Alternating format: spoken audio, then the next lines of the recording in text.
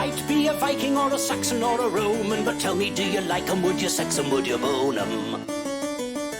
Would you go to bed with King Ethelred?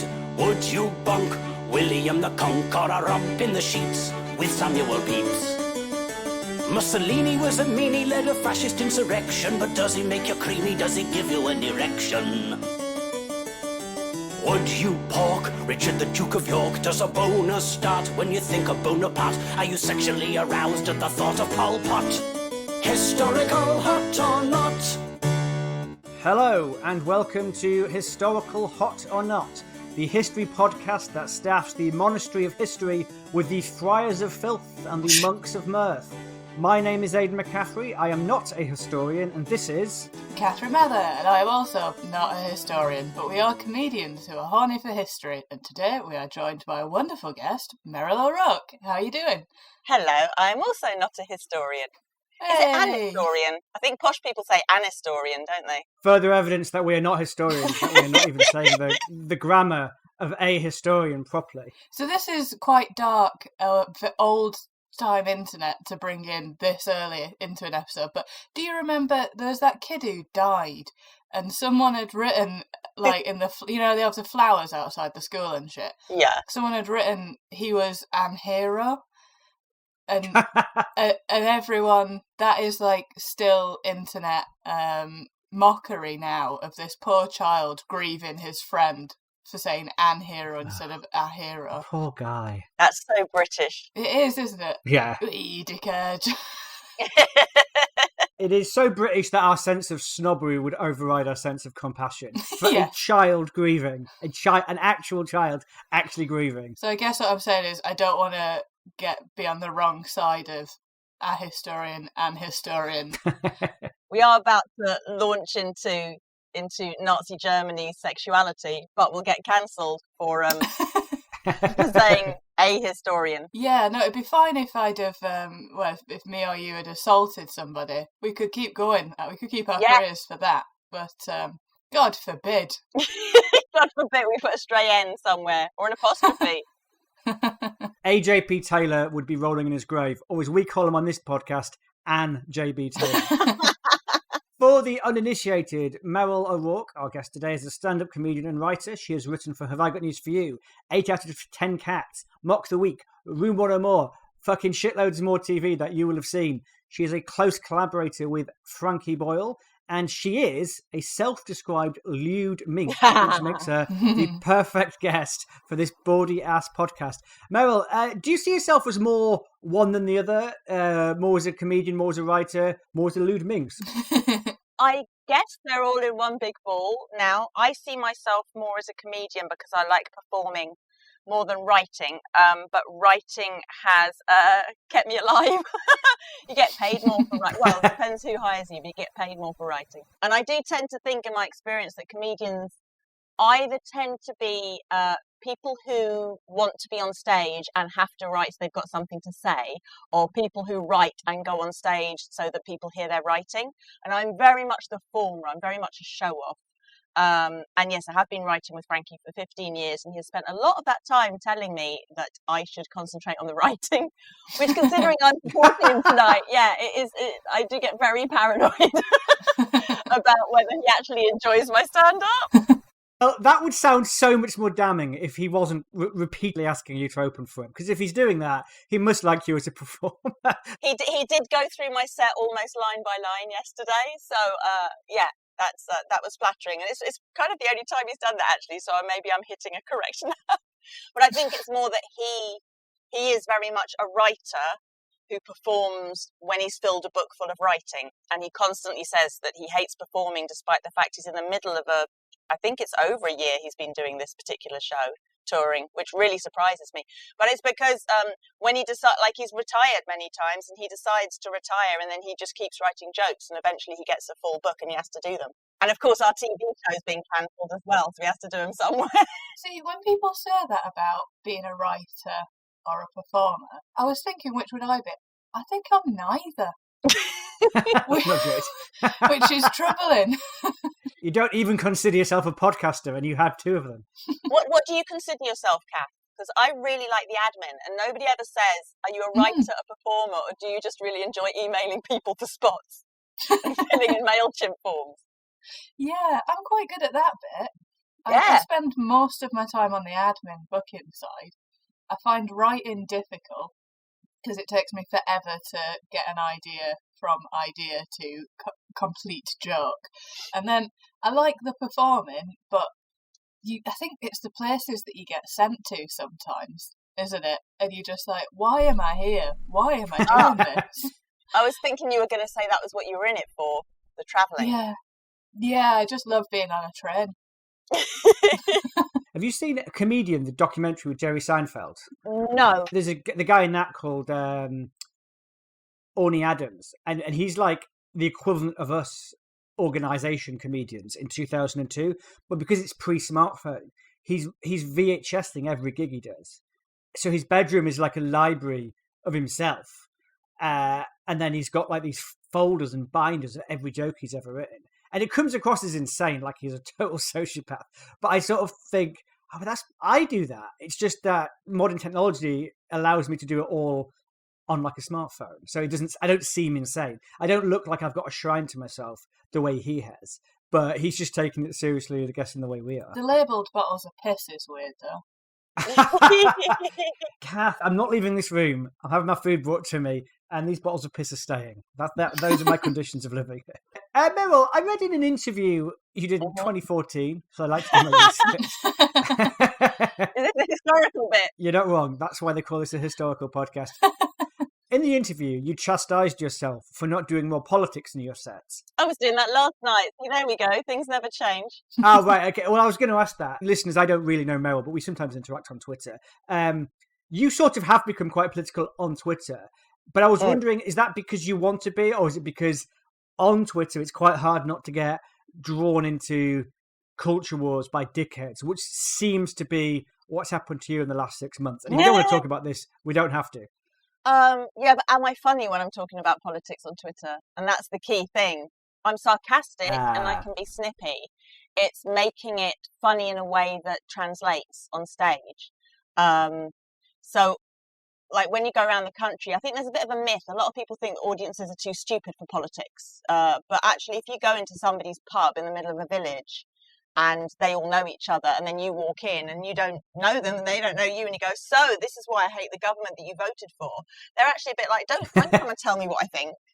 Don't tell me what I should and shouldn't think, because you are just a stranger who I have employed to make me laugh. That's one reason I don't do politics. It's not a concerted effort not to.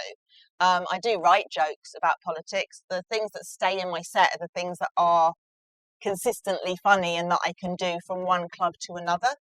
And some clubs, they've got their scampi in a basket and they don't really want to think about things or have to have common references. I mean, like I was writing jokes every time the Tory Prime Minister changed recently, and then it just got silly because it was like, I've got a really lovely set about Liz Truss and now she's gone. And I can only do those jokes a little bit more. Which I think is why, if you notice on the circuit, pretty much every comic has still got a COVID routine. And the audience is clearly just sitting there going, it's over, mate. It's over. None of us will let it go. But this works. No, it's over. Yeah, those Liz Truss jokes, you really had to get that Netflix special within a 49-day window. Yeah. For them to have been relevant in any way. And that's always been the problem with political comedy, actually, is that you have to rewrite it. It can't just sit in your set and be... I've got things that have sat in my set for a long time that I make myself redevelop, because I think we can all get a bit ashamed of very old material, even if it still works. But it is difficult to redevelop those.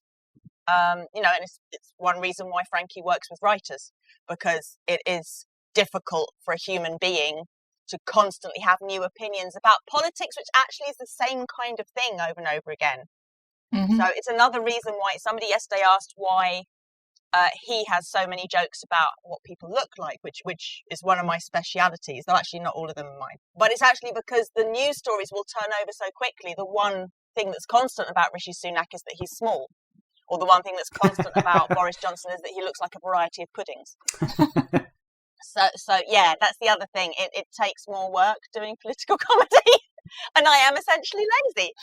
I was reluctant to do political comedy for years, but it was more because I'm left-wing, and I just felt, there's just so many left-wing comedians. And I don't blame them, but I just think it's so hard to make it original. I've lately started to delve back into it a bit, but when I think about it and just thinking about what you're saying, it's more sort of social political, which perhaps dates less badly. Do you know what I mean? Like the directions we're heading in. So it's less about who's the prime minister now, and more like the new racists aren't old people. It's young, square-jawed American guys with podcasts. Do you know what I mean? That feels like it's, might have more of a lifespan than, say, if I made a joke about this fortnight's Tory prime minister. But well, yeah, most of my current set is about how I'm coming to understand my daughter's various pronouns and sexual identities and the way that she and her friends describe themselves. She's 17, which is political. It's just not party political. Unfortunately, in a way, it is cross-party political. Everybody thinks teenagers are fucking idiots. And it is a weirdly radical thing to say on stage that I'm absolutely fine with however my daughter decides to describe herself. And also, like, even when I was younger, when I was starting in comedy, and I did a lot of sex comedy and relationship comedy, and people would tell me that I was facile and stupid and should do political. I remember at the time really feeling like being a young woman on stage talking about my version of my own sexuality was a political act. And at the time, in the 90s, that would be laughed at. Like, not laughed with, laughed at. So it's quite interesting for me now to see the new generation of comedians, people like Sophie Duker and Olga Koch, for instance, who is very open about her sexuality and what she enjoys doing in bed, and they absolutely see it as a political act. And it's quite interesting that I almost feel rejuvenated by some of these younger comics, like Sian Doxey, who did her Edinburgh show this year on a pole dancing. When she watched my solo show, I was really nervous because I knew that Sian was sort of young and bisexual and knew a lot of sex workers and understood the world that I was talking about from a much older perspective, and she actually really loved it. So that's been really rejuvenating, having this circle going around of people going, just especially, we're recording this at the moment, the week after the Russell Brand expose. Just the act of walking on stage as a woman in some places is a political act. And also just the fact of walking on stage as an older woman in some places is a political act. Yeah, it's insane, isn't it? Aidan, has anyone ever kissed your hand and told you were brave after you've come off stage? only my mother. It's odd, isn't it, the way that people are like, a lady doing it. Yes, and the overreaction you get when you manage to deal with a heckler. People will say that I'm amazing just because I managed to get a guy to shut up, because they still think we're going to burst into tears. They still presume that if a guy says, I want to talk to my mate, you're shit, that we're just going to cry. Yeah, be like, okay then. The fact that we've got a pre-prepared line that we've said 8 million times to the twat in the front row. Oh my God, you're amazing. How on earth do you do that? So witchcraft. Yeah, we actually need a round of applause walking to our car afterwards. That's the point. That's the point when we need a round of applause. And I sometimes also wish, if I've had a really storming gig, sometimes I also wish the MC would come on at the end and go, and Meryl had a really heavy period throughout that entire set. Extra round of applause for the blood loss. Historical hot or not? The format of Historical Hot or Not is that we will pitch to each other, and indeed to you, Meryl, a historical figure. As each episode we do somebody different. We begin with a superficial assessment of our subject. We'll have a little look at their profile picture from the eTrozd app. That is very real and not fictitious, that we just made up. Then we'll find a little bit more about them, talk about their life and times, and at the end we'll say whether we would fuck them. If we would, they would end up on the Be Your Tap Dentistry. If not, we'll just ghost them. So, Aidan, this is your episode. And they are ghosts, so that is very appropriate. On Historical Hot or Not, Kath and I usually just go with whatever whim we decide on who to cover as subjects, almost entirely independently of each other as well. Kath will just say, I want to do Tesla. And I'll be like, sure, let's do Tesla, or whatever. This is, I think, the first person that's been suggested by a guest, because I messaged you on Twitter Meryl and said, Yeah. "Do you want to come on?" And you straight off the bat went, "Yes, and let's do Anita Berber." And I was like, "Oh wow, she's keen." Is that cheating? That I already am au fait with Anita Berber? Whatever rules we make up, we break anyway. And we like your enthusiasm. And we'll get into it a bit later on, but there is a reason why you are historically interested in this period and Anita. If you both open your eTrothed app, and by that I mean the Facebook Messenger group that we now share, I have sent you the profile picture of, this is Anita. She is 29 and she is from Leipzig. So in terms of hotness, Meryl, what do we make of this? I've sent you a couple of photographs of Anita. Okay, so I'll say yes, but I have an issue with this Wikipedia picture in that it's totally unrepresentative of how Anita Berber liked to look. So what Wikipedia have done here is they have chosen the most sweetly feminized picture of a woman who hated being both sweet and feminine. That's why I said the second one, because I did feel like it was a good photo in her in terms of quality, but it doesn't. Yeah, you're right. It doesn't represent. Yeah, the second one you can't. Again, I don't think it's that representative because it's rare that she would be wearing that much clothing. I've got a picture of her here with her tits out, and yeah. Oh, that's so rare to find those on Etsy. If you read about her, apparently there were lithographs painted of her nude, which makes me wonder: is this actually Anita Berber or someone sort of doing a mock Anita Berber, these naked photos? And I couldn't quite figure out if it was real. But the fact that Meryl has done research on this herself and she thinks it's rare that you would find that, maybe this is not her, maybe this is someone sort of doing a mock-up of her later in life. I don't know, I think you should send the nudes anyway, Aidan. Sure. I'm interested in the nudes. Hang on, here we go. Whoever they're of. Oh, he does look like her. Looks a hell of a lot like her. But definitely hot. And yes, she's hot in both of those photos. And she was so hot that in reality, she used to make herself less hot. That's actually like the point of her. She would try really hard to make herself less hot and couldn't do. I think she's really hot. I think it's open and shut legs, really. Very, very attractive. Very rarely shut, as far as we can tell. I would. Meryl, she's white, isn't she? Because I think in all the photos, she looks like she's not white. But it's black and white, so it's hard to tell. But I'm pretty sure her ethnicity is white. But it's quite hard to sort of decipher. I'm pretty sure her ethnicity is not mentioned to be anything other than white. But Berber does sound like it comes from some sort of Turkish, Eastern sort of area. And Germany did consider quite a wide range of previous ethnicities to still be white. So one of the myths about Germany when they started doing their racial purity rules was that they wouldn't accept people with dark hair and dark eyes. I mean, look at Hitler. It's a very dark and swarthy man. So they regarded people who were kind of Finnish, regarded them as white and German in area. And Germany had taken in a lot of people from, my geography is awful, so I'm just going to say above and sideways. This is a history podcast, not a geography podcast. We'll forgive you. Certainly her nocturnal activities were from above and sideways. Absolutely.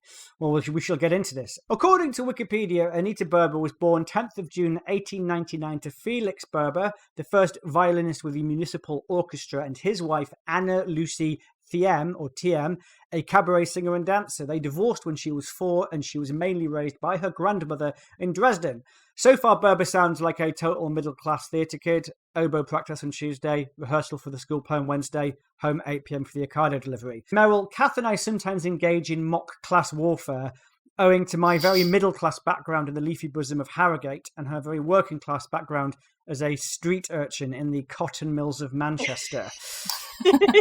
Here, Aidan, I'm going to be late for the podcast because I've cut myself on the spinning Jenny again. That's the kind of thing I have to deal with on a regular basis. I told you not to tell people about that, Aidan. You bastard. How would you describe your class background, Meryl? Are you a double driveway diva or are you a council estate senorita? Well, this is a council estate. This is a council house. It's an ex-council house, though, because my mum bought it when we were allowed to. My class is very mixed up and confusing. I self-identify as working class, and I've done quizzes online. I was certainly brought up with a working class culture in some ways, but I don't know what class I am. Because I live on an estate, I see actual working class people out there, and we commune with them.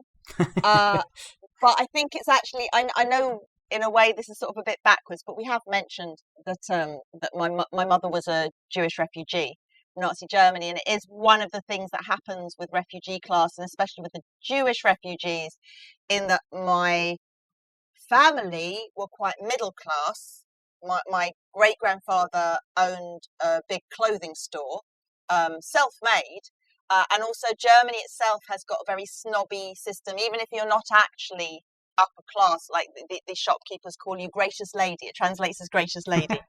And when my grandmother came here and people would call her Mrs. Zanka, she was horrified. But they came over completely penniless because the Germans had drained all of their accounts and sold all of their stuff.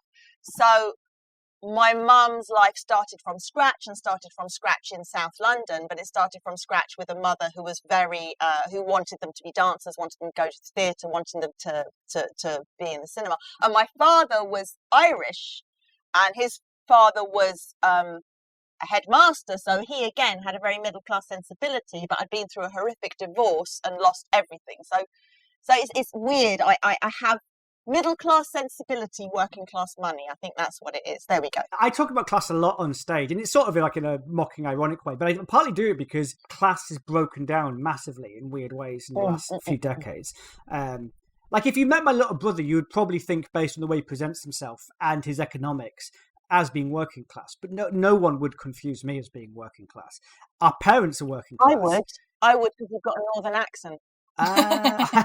Oh, that's a London thing. He's outside the M25. He must be working class. I just think it's broken down in weird ways. My parents are definitely working class, like undeniably. Like my dad was one of 10 siblings living in a 3-bedroom house in the northeast.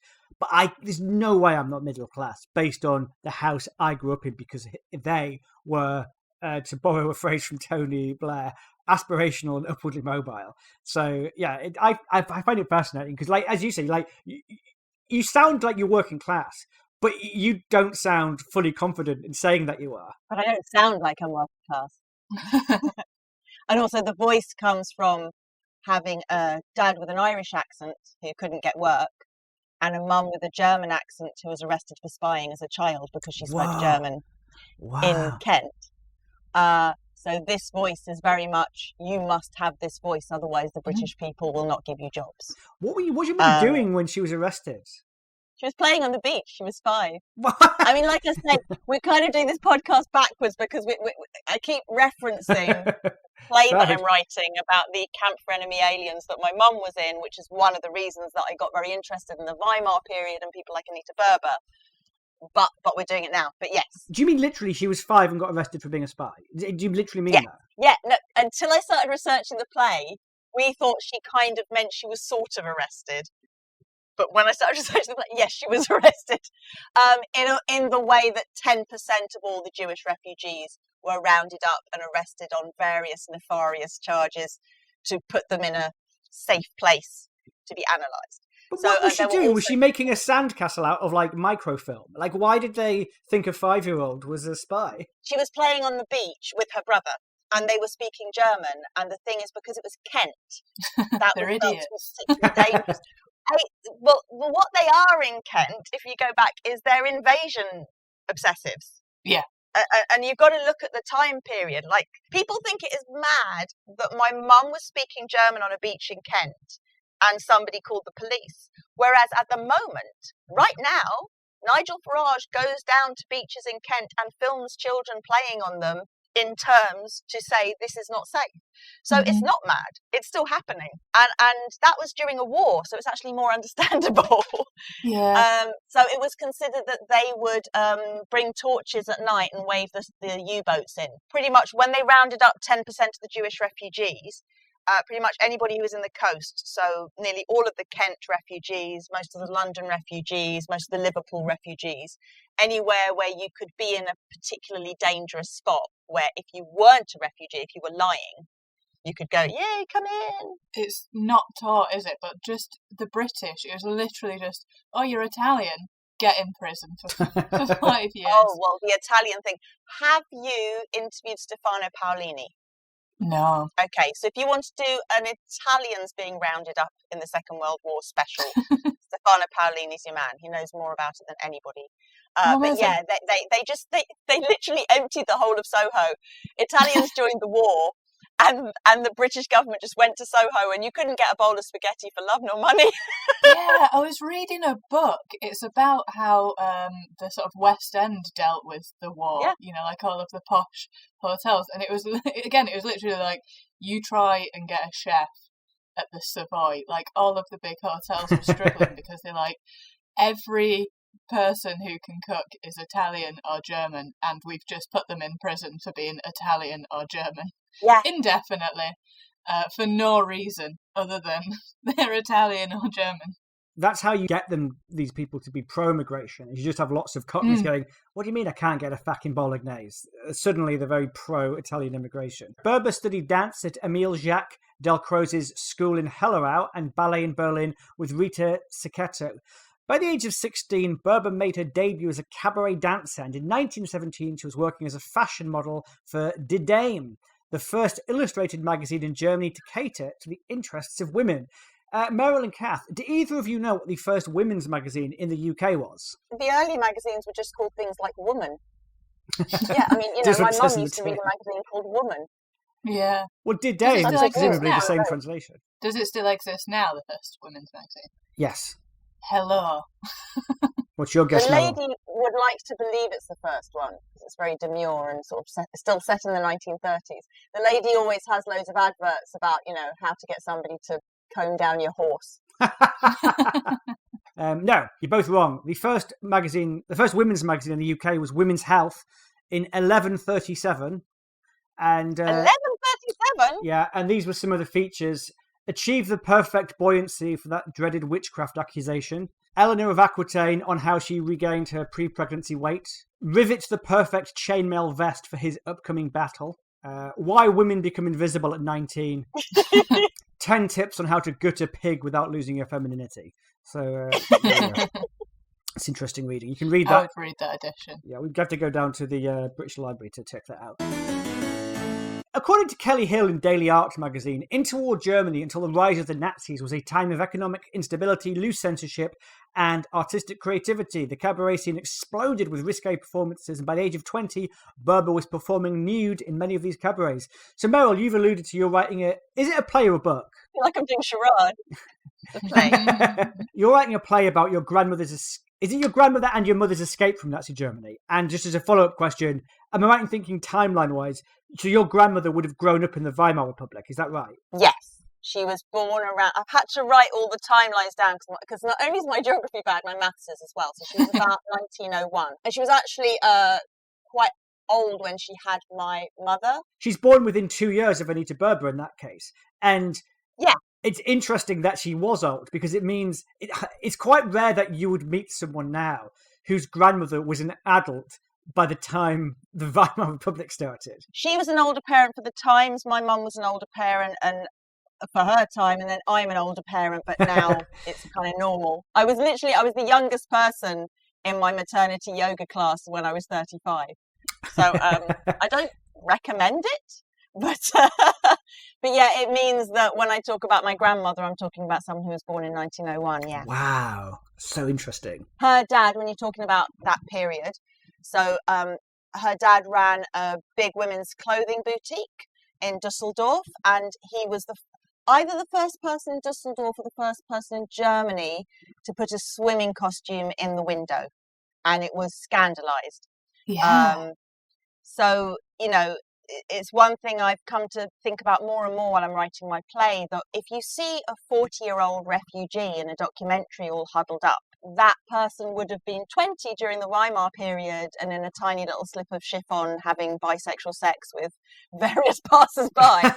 And so it's quite odd that we think of them, like you read stories about the internment camps where there was convenience lesbianism and convenience homosexuality, and you're like, well, now even convenience bisexuality is termed bisexuality. If you want to do it, then you are bisexual. But also, I don't see any reason why those things were because of convenience and not just because that was the culture that they'd grown up with. Yeah, I think the saddest part of this period is how free it was. If you sort of get what I mean, in that like you could just be who you are, and like, can you imagine being in Germany at the time, sort of gay, Jewish, going out, getting your tits out? That's who you are. Everybody knows. There's no hiding who you are. And then the Nazis come in, and just whenever I hear about this period of time, I always just have that awful sense of dread, because you know what's coming. And if everybody knows that about you, then you can't hide that. And then you're the first to have the knock on the door. Oh, it just makes me feel so sad, but happy that it existed. Weimar Berlin was one of the most diverse places on the planet. Mm-hmm. It sounds great. In my play, one of the characters said, "How could this happen in Berlin?" Mm. And that's something I think a lot of us forget, despite the existence of Cabaret, the film and the musical. But I think the problem with Cabaret is that we don't see any of the lead characters being rounded up and put in concentration camps. It's always other. It's not the dancers. I don't think there's a scene where they come in and round up all the dancers and the orchestra and Christopher Isherwood for being gay.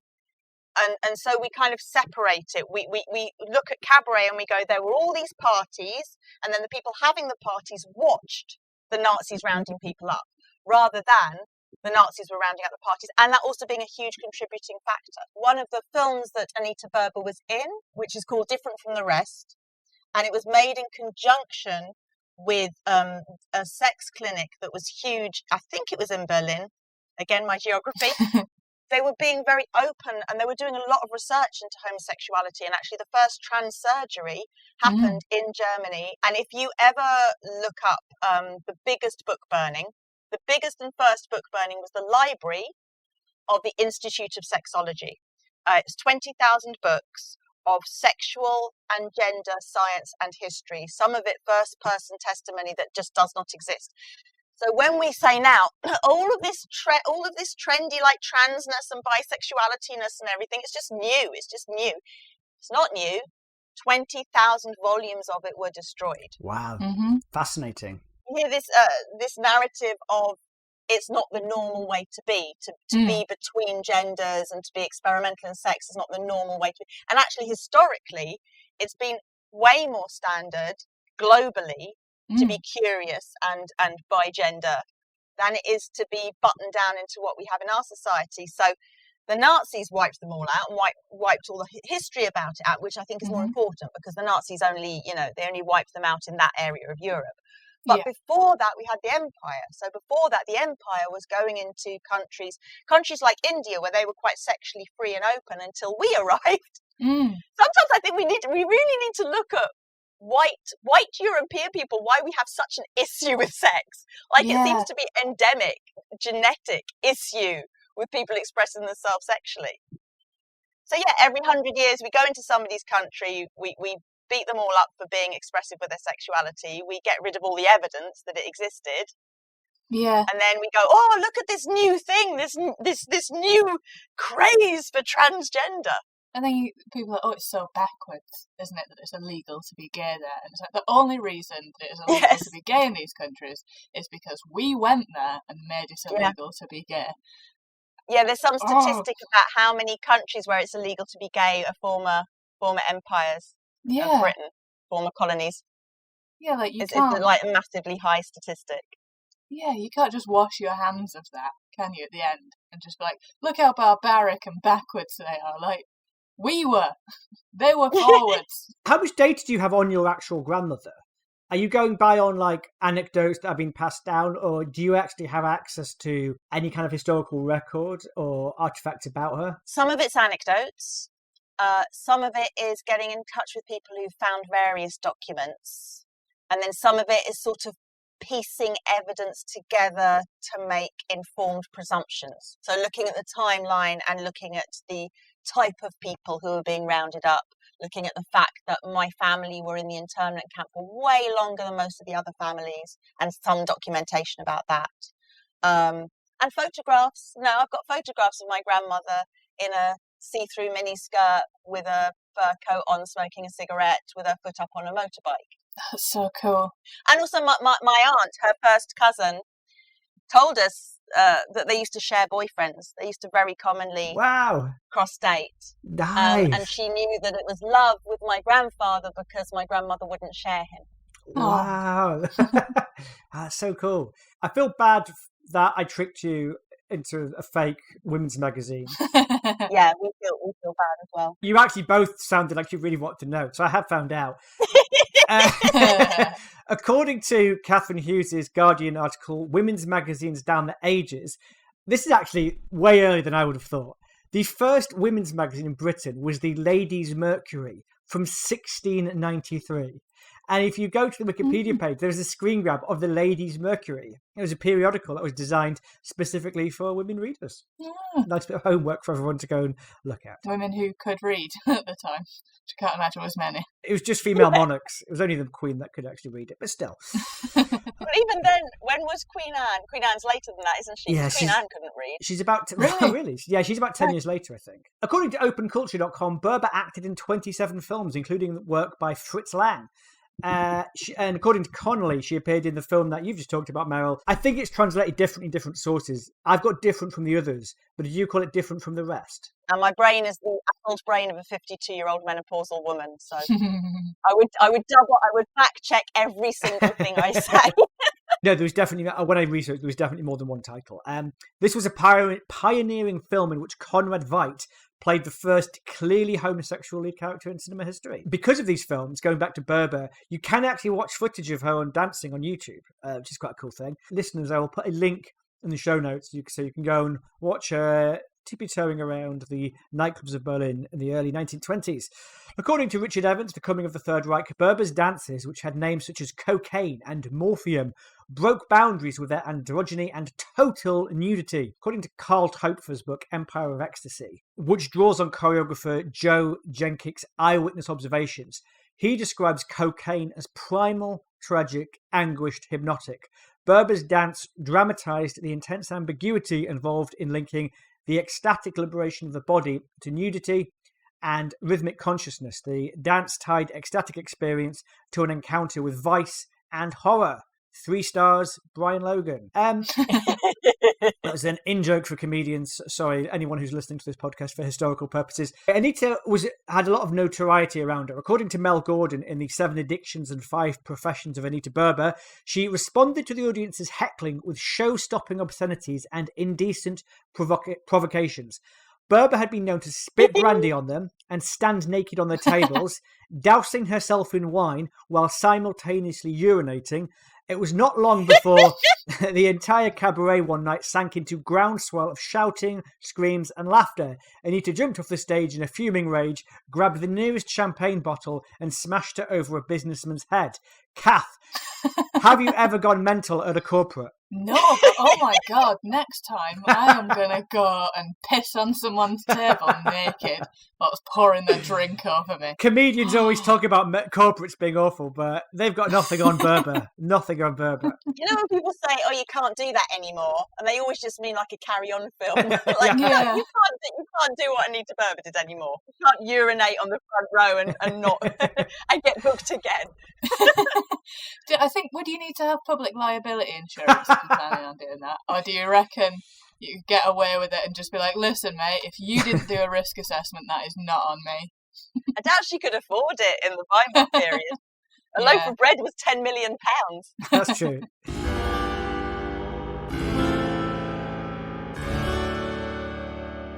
Berber was, according to Wikipedia, scandalously androgynous. According to Hill, Berber sat for a series of lithographs by the artist Charlotte Berend-Corinth. All of them depict 20-year-old Berber comfortable in her naked body, confidently taking up space, an embodiment of the new woman. This is why I think those nude on Google image search might not be her, because this seems notable that she had the lithographs done. But the thing is, if there's actually photographs of her nude, surely that would be even more significant than the lithographs, but I couldn't find evidence of it. Anyway, there were rumours of affairs with the similarly androgynous Marlene Dietrich. Anita was banned from Vienna for 5 years for her explicit performances. Meryl, how hardcore are you? How do you compare to Anita's hedonism, nudity, and general effluencing on businessmen? I haven't weed on a businessman. I have pretended to wee in a private message for a fan's birthday. Oh, God.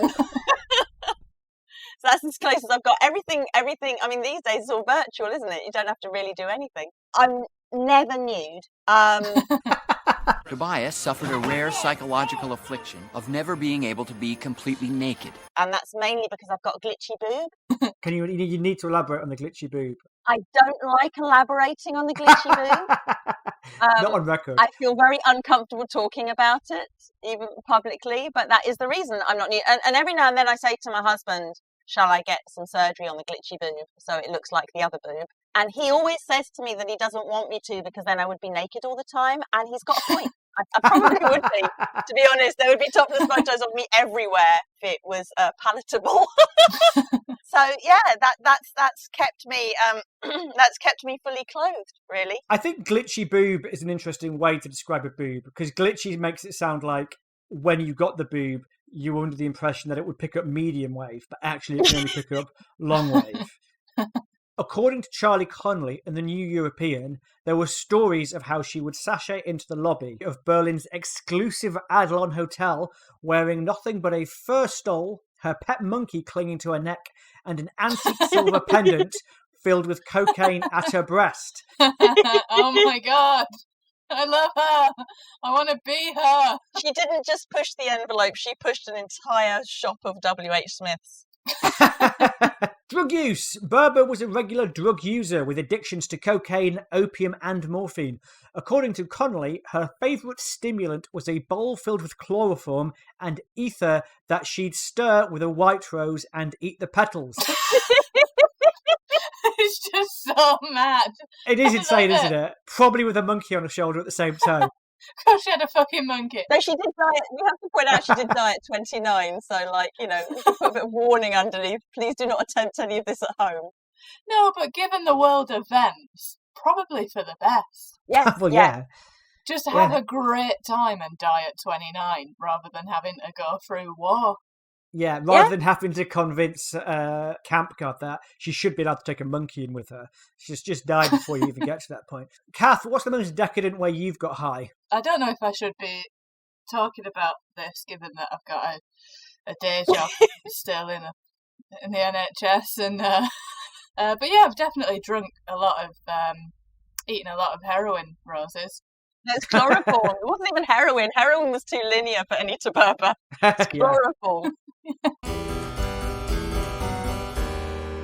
Anita was married thrice, according to Andrea Coppervilla, Who's Who in Contemporary Gay and Lesbian History. She left her first hubby for a woman named Susie Wanowski and later became part of the Berlin lesbian scene. In 1922, she married Sebastian Drost, who earned a living as a naked dancer, choreographer, and expressionist poet. This guy seems to be like the male equivalent of Anita Berber. The two jointly published a book called Dancers of Vice, Horror and Ecstasy. According to Connolly, their spiralling addiction led to the pair missing shows, breaking contracts, and accepting multiple bookings, leading to their expulsion from the International Artists Union. Being barred from union venues forced Berber and Drost abroad, reducing their income and prompting Drost to disappear to the US on the proceeds of Berber's pawned jewels, leaving her practically destitute. It all gets very sad now. I know we've all thought she's like this cool bohemian lesbian lady who's getting high off cocaine and rose petals, but... Can I say something before it gets sad? Please do. Do you know what Sebastian Drost's real name was? No. His real name was Willie Knobloch. Oh my God. Why did he not perfect. keep that one? Exactly. Especially given his job. Willie Knobloch was far more appropriate than Sebastian Drost. I appreciate as well, given the legal implications, that it would be difficult. Being married thrice is not easy, is it? Unless those partners were to die or something, in which case you don't have to go through all the paperwork to divorce them. You don't have to go through the paperwork for a funeral. Probably worse. I don't know. Depends how much you liked him. But I do also love that trope of like a showgirl in a fur coat talking about her many husbands that she's had whilst like casually smoking a cigarette. Like, I'm very happy in my current relationship and want that to be the only marriage that I have, if he ever asks. But I also, in an alternative reality, want to be that person who's been married 8 times and 6 of them have died mysteriously. It would be cool. According to Hill, they embarked on this is her and Hoffman, they embarked on a tour around Europe, ending in Zagreb, where she was jailed for several weeks after personally offending the King of Yugoslavia with a nude dance performance. Let's make a pact. If any of the 3 of us ever get to do stand-up at the Royal Variety performance, we do it naked and we do time for it. Mm-hmm. Can I wear my bra? You can wear your bra. Yeah, just make sure that your minge is like twice as present. Okay. It is always twice as present. I'm Jewish. Aside from her addiction to narcotic drugs, Berber was also an alcoholic. In 1928, at the age of 29, she suddenly gave up alcohol completely, but died later the same year. According to Gordon, she was diagnosed with severe tuberculosis while abroad. She returned to Germany and died in a Kreuzberg hospital on the 10th of November 1928, although rumour has it that she died surrounded by empty morphine syringes. I want to go out like that. Rumour has it that Aidan died surrounded by 12 boxes of Twinings Sleep Easy infusion. Berber was buried in a pauper's grave in St. Thomas Cemetery in Berlin. I did most of the bibliography as I was doing it, but we also referred to S. Funkenstein's Anita Berber, Imagining a Weimar Performance Artist, which was in Women's Art Journal in 2005. Meryl O'Rourke. Mm-hmm. Based on everything you've heard in this episode, would you bang Anita Berber? Should she go on the biotaphatistry? I am not bisexual, so for that reason, and that reason only, I would not.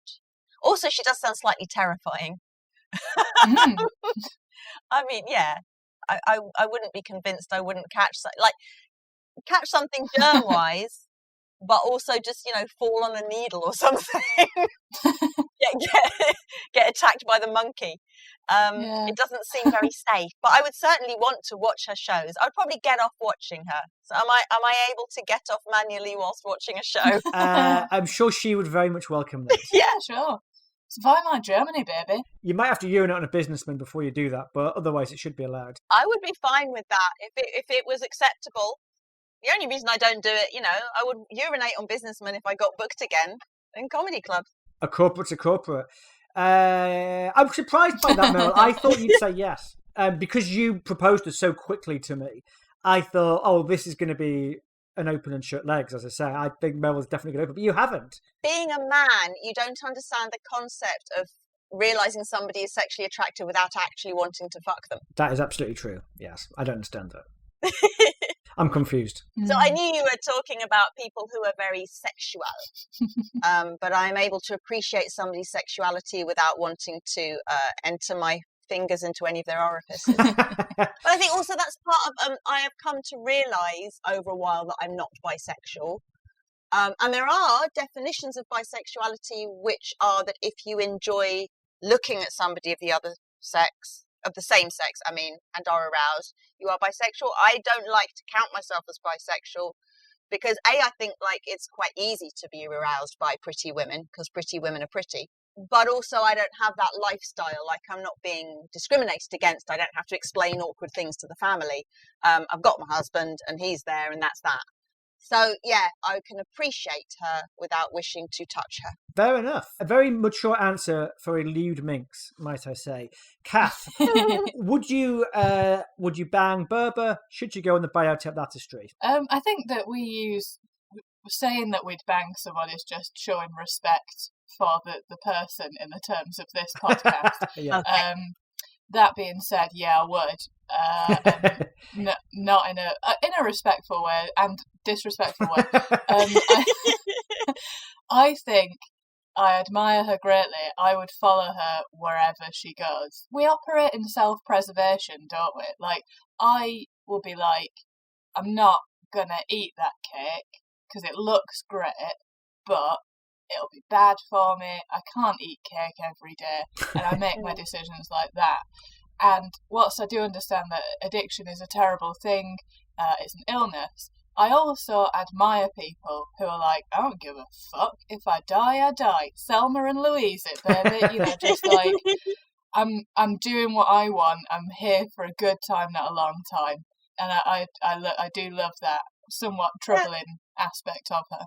And that does seem quite interesting as well, that you don't get reports of her being very ill before she had the tuberculosis and died. It's not like when they say she stopped drinking, I've not found anything which says after a period of illness connected to her alcoholism she stopped drinking. It's literally just lots of stories of debauchery, and then she died. Yeah. Seemingly relatively quickly as well. Yeah. I think she is hot, and I absolutely would have sex with her, but it's interesting reading about the tragedy of her life. Sort of takes away from it, because it's very fun reading about all the mad shit she did in the sort of hedonistic days of the Weimar Republic, but knowing you're all barreling towards her death. But that's this podcast. Aidan, you're the person that's made the rule that everybody who fancy on this podcast has to be dead. So I think that is true, to actually. say that. It's completely self-defeating. Yeah, I would have sex with her. What I was going to say was, drug-using, free-spirited hedonists have never been particularly attracted to me. It's not the kind of woman I attract. I think those people who take 3 or 4 different kinds of drugs every day, they can smell the chamomile on me. They're not interested on me. You are wearing a beige jacket with a beige shirt and a beige... Is that a beige tie? No, it's just the shirt is just buttoned up. It's a salmon shirt with a sort of brownie jacket. But they are still the same skin tone as your skin and your beard. Well, exactly. Were it not for the buttons, it could be nude. Basically, long-winded way. I think I have to say yes, because as Kath said, the yes I would bang them is more of a sign of respect for a combination of their attractiveness and their personality and what they mean to the times. And I think she's very cool, and I think she's very hot, so it has to be a yes. So between me and Kath, it's a yes. Stick me as a yes, because I would definitely come thinking about her. Okay. So I think in terms That's of, I think close enough. all 3 of us are aligned that we would be her acolytes and slaves and would spontaneously ejaculate whatever we have to ejaculate whilst watching her perform. Yeah. As long as she's not pissing on a businessman, that might be a turn off for me. But everything else, yes. Not me. Yeah, not me.